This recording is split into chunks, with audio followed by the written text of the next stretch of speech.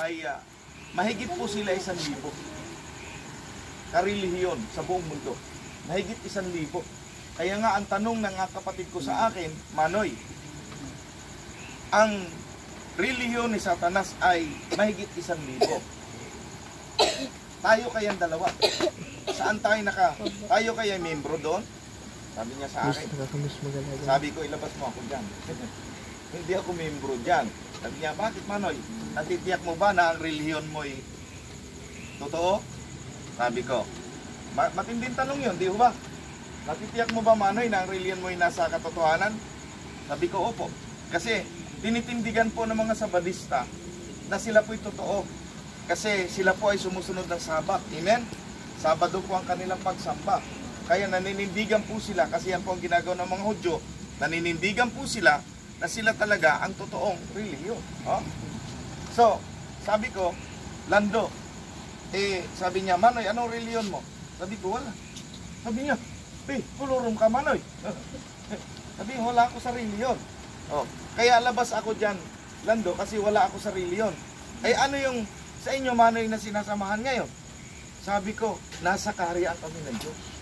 Nasa kingdom kami ng Diyos.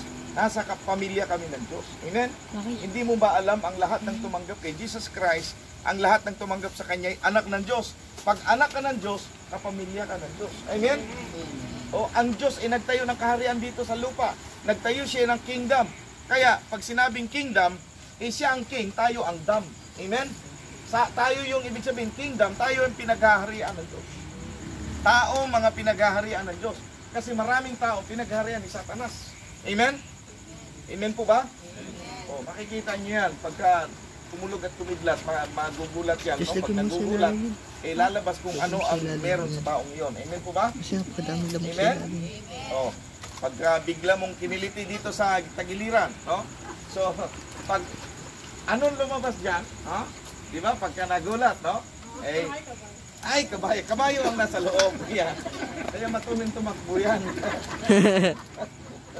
Ay, kambing. Ayan. Kambing ang nasa loob. Kaya pag si Kristo po ang nasa loob ng puso ng tao, Jesus Christ. Amen?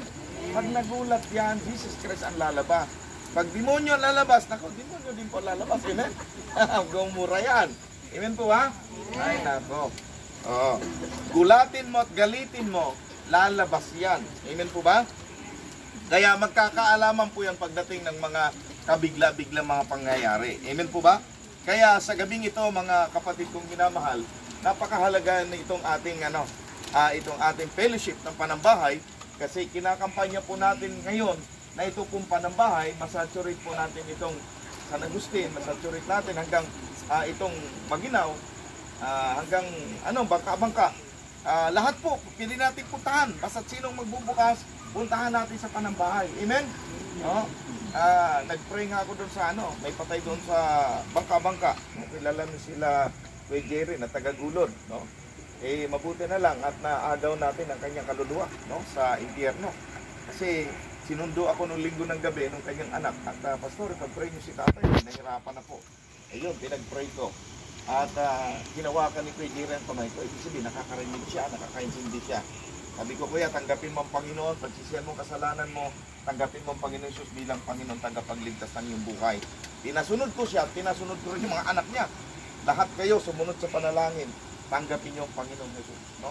Kaya hindi ko alam kung